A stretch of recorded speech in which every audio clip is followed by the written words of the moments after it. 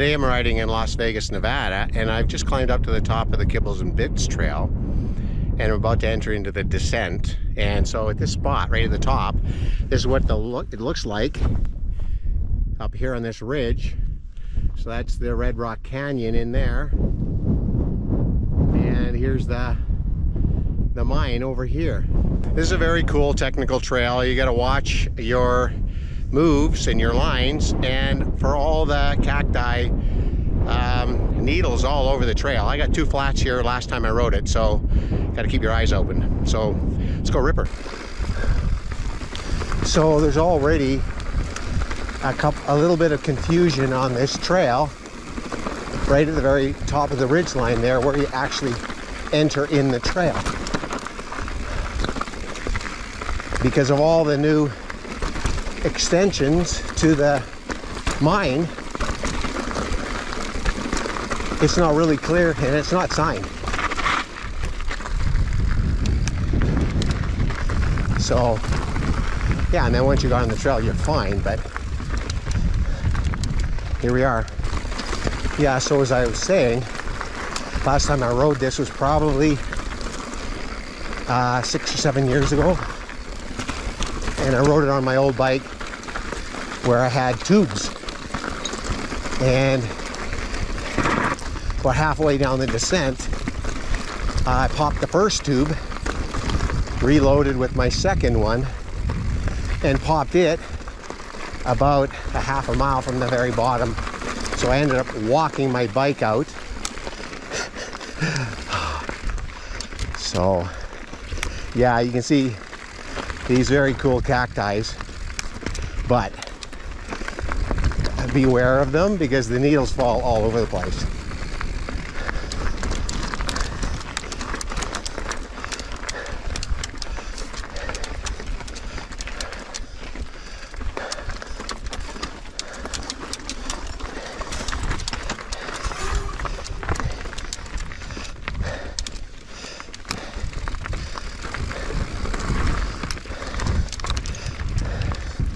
I guess the other thing I'd add is,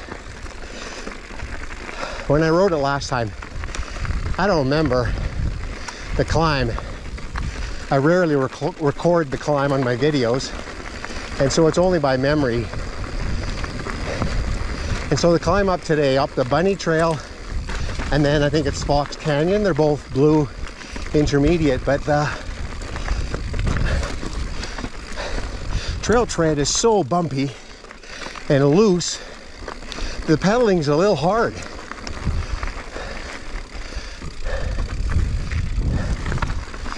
So I don't remember last time hiking or biking it up at all, which is what I had to do today. I don't know, 5 or 6 times or something. I mean, when I rode it last time, I also had a lighter, more nimble bike, and I put on a few pounds, admittedly, so my climbing's not quite as strong, but still, I brought Alicia with me today thinking this was a blue. She was going to do an up and back on those lower trails, and we got 2/3 of the way up, and I advised her maybe she just turn around right there and not persist all the way up, because the descent on those trails was going to be hard enough for her. Yeah, and so the description in Trail Forks also, Trail Forks warns that even though this is a net downhill trail, there are some very punchy segments, which I remember. And so I thought, I like that kind of thing. The challenge of the occasional punchy climb.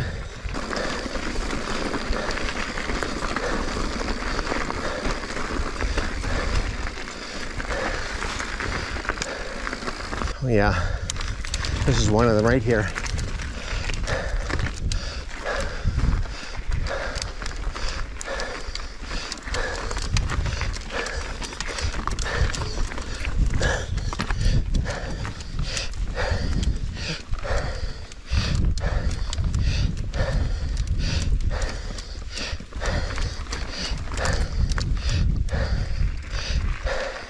Oh yeah, and another really cool one coming up.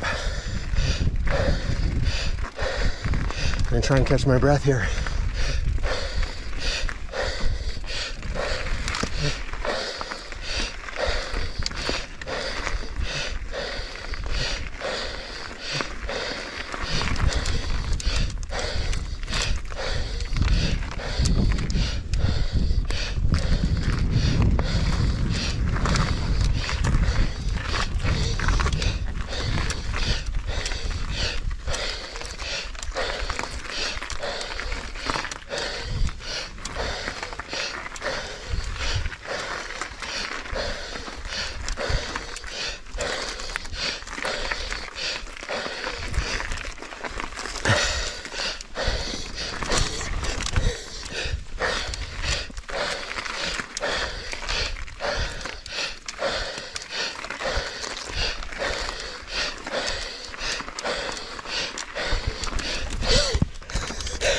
Oh, yeah, almost.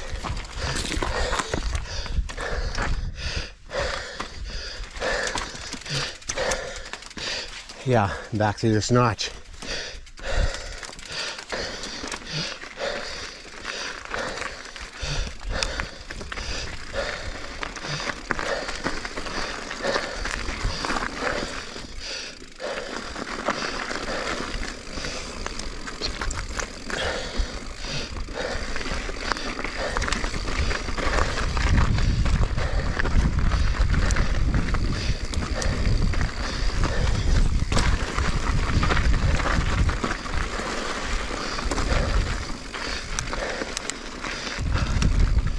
Rock berm here.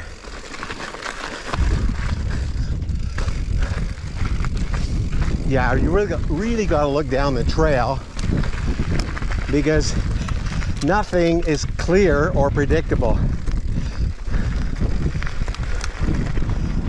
I don't know which way the route goes. Okay, there could have been a huck off of that. Yeah, I missed that. Oh well. I know there's more features below.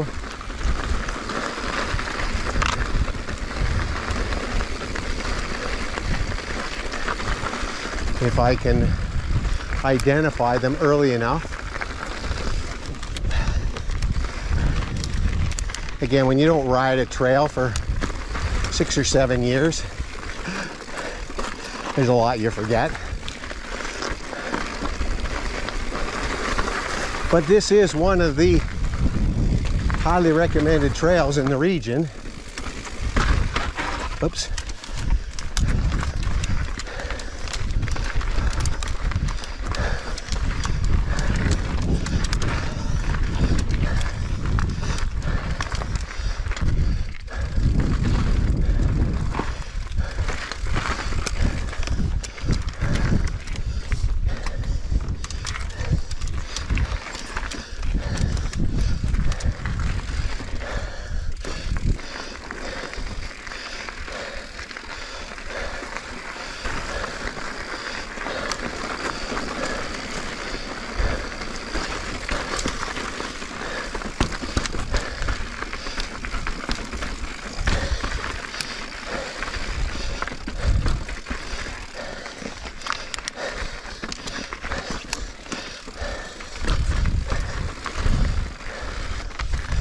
Yeah, you fight the trail all the time through these technical, rocky, grooved out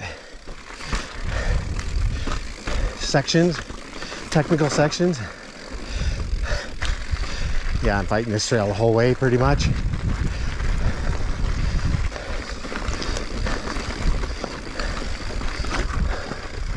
Is this the line? Oh yeah, cool. Very cool. Oh, very cool.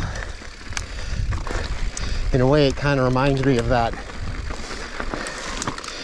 There's a trail in Fruita, Colorado. Moor Fun. It's a double black, challenging, bouldery, narrow crevices and tight segments that you have to really fight. But wow, what a fun trail, or again, type 2 challenging trail. I'm exhausted on the descent here, and normally you're just kind of like coasting. I'm virtually working as hard on my descent here. Oh yeah, look at this. Bumpy. But oh, so cool. And then down through here. So where's my line? There's 2 or 3 lines in there. Okay, cool. Yeah, if I can take my eyes off the trail for a moment, this is really scenic in here.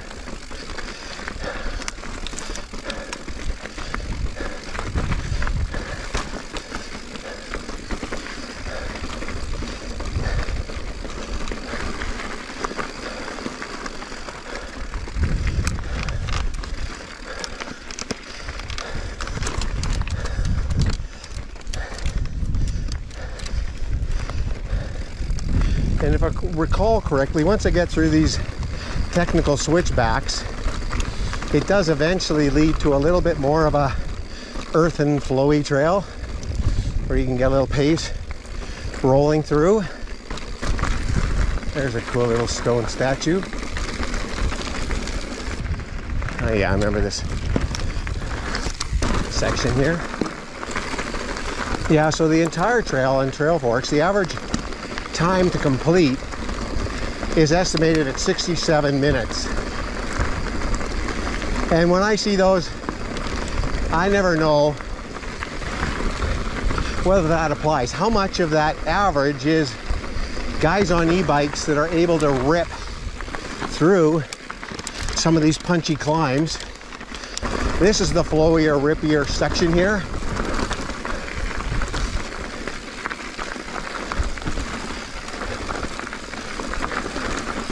And I seem to remember there was a couple of kind of cool stone rolls, like a little ridge of stones.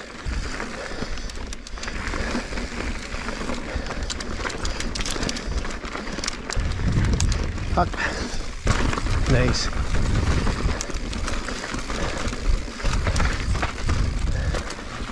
Oh yeah, this is one of the rock rolls. Very cool. Am I still on the trail here? I have no idea.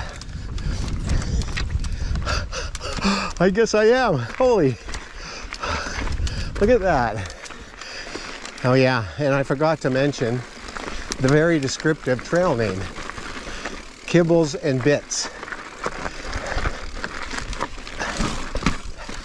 That's because the trail tread is granular, like dog food. The little kibbles that you feed your dog. Yeah, so we navigate through some of these tight little moves in here now without hitting the frame or my pedals.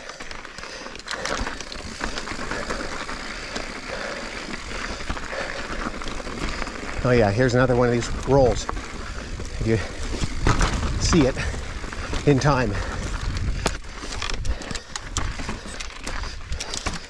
Yeah, this is very cool in here. Spicy is what I'd call this. So yeah, the more I ride in Vegas, and the more, you know, the rider enjoys these technical challenges, I think the higher this whole region gets placed on these cool rides. Oh yeah, like that. Right in the middle of nowhere.